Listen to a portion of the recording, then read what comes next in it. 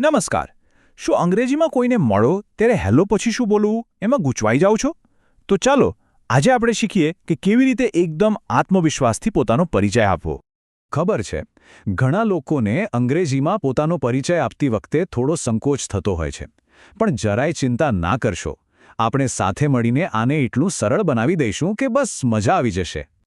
આપણે કોઈ અઘરા નિયમોમાં નથી પડવાના. બસ એકદમ સાદા વાક્યોથી શરૂ કરીશું અને સ્ટેપ બાય સ્ટેપ એક સરસ મજાનો પરિચય બનાવતા શીખીશું. તો ચાલો શરૂ કરીએ. ઓકે, તો કોઈ પણ વાતચીતની શરૂઆત ક્યાંથી થાય? બરાબર, એક સારી શુભેચ્છાથી, એટલે કે ગ્રીટિંગથી. આ આપણું પહેલું પગલું છે.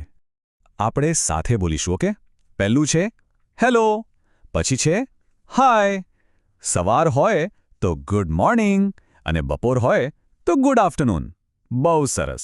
યાદ રાખજો, હેલો કે ગુડ મોર્નિંગ તમે કોઈ ઓફિસમાં કે નવી જગ્યાએ વાપરી શકો. જ્યારે હાય મિત્રો માટે એકદમ પરફેક્ટ છે. ચાલો, હેલો તો કહી દીધું. હવે શું? હવે વારો છે આપણી ઓળખ આપવાનો. મતલબ કે આપણું નામ અને આપણે ક્યાંથી છીએ એ જણાવવાનો.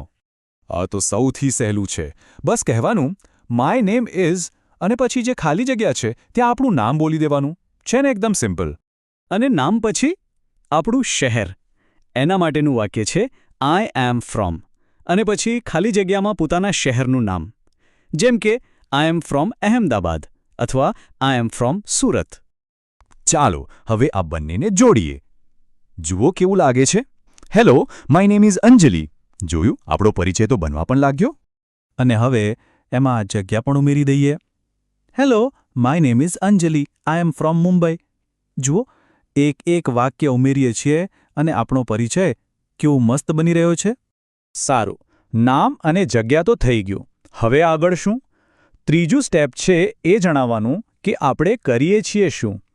મતલબ કે આપણો વ્યવસાય શું છે અથવા આપણે શું ભણીએ છીએ. તેના માટેનું વાક્ય છે આઈ એમ અ અને પછી જે પણ કામ કરતા હોઈએ એ. હા, એક નાનકડી વાત યાદ રાખવાની. પ્રોફેશનના નામની આગળ એ લગાવવાનું ભૂલતા નહીં. દાખલા તરીકે a student, a doctor, a teacher. પણ જો કોઈ શબ્દ એન્જિનિયર જેવો હોય, જેનો ઉચ્ચાર સ્વરથી શરૂ થતો હોય, તો આપણે એ નહીં પણ એન વાપરીશું. એટલે કે એન એન્જિનિયર. તો આમાંથી તમારું પ્રોફેશન કયું છે?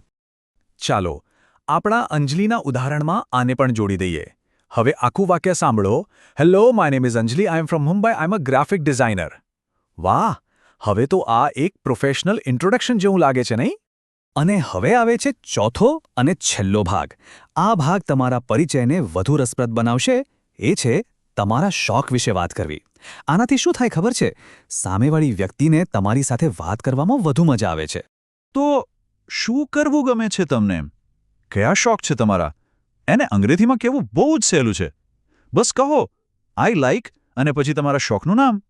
જુઓ, અહીં કેટલાક ઉદાહરણો છે. જેમ કે આઈ લાઇક રીડિંગ બુક્સ. મતલબ કે મને પુસ્તકો વાંચવા ગમે છે. અથવા આઈ લાઇક પ્લેઇંગ ક્રિકેટ. આમાંથી કોઈ શોખ પસંદ કરી શકો છો. અથવા તમારો કોઈ અલગ શોખ હોય તો એ પણ જણાવી શકો છો. સારું, તો આપણે ચારે ભાગ શીખી લીધા. હવે આ બધાને ભેગા કરીને એક સળંગ પરિચય બોલવાનો સમય આવી ગયો છે. રેડી? એકવાર ફટાફટ યાદ કરી લઈએ. 4 સિમ્પલ સ્ટેપ્સ. પહેલું ગ્રીટિંગ, બીજું નામ અને જગ્યા, ત્રીજું પ્રોફેશન અને ચોથું શોખ. બસ આટલું જ. આ 4 વસ્તુઓથી આપણો પરિચય તૈયાર. તો ચાલો આપણું ફાઇનલ ઉદાહરણ જોઈએ. Hello, my name is Anjali. I am from Mumbai. I am a graphic designer. I like watching movies. જોયું? કેટલું સરળ અને અસરકારક લાગે છે. હવે આ જ રીતે અંજલિની જગ્યાએ પોતાનું નામ અને વિગતો મૂકીને બોલવાનો પ્રયત્ન કરો. તો હવે તમારો પરિચય શું છે, આ 4 સ્ટેપ્સનો ઉપયોગ કરીને પોતાનો પરિચય બનાવો અને અરીસા સામે ઊભા રહીને બોલવાની પ્રેક્ટિસ કરો. જેટલી વધુ પ્રેક્ટિસ કરશો ને એટલો જ આત્મવિશ્વાસ વધશે. અને પછી જુઓ, અંગ્રેજીમાં પરિચય આપવો કેટલો સહેલો લાગે છે.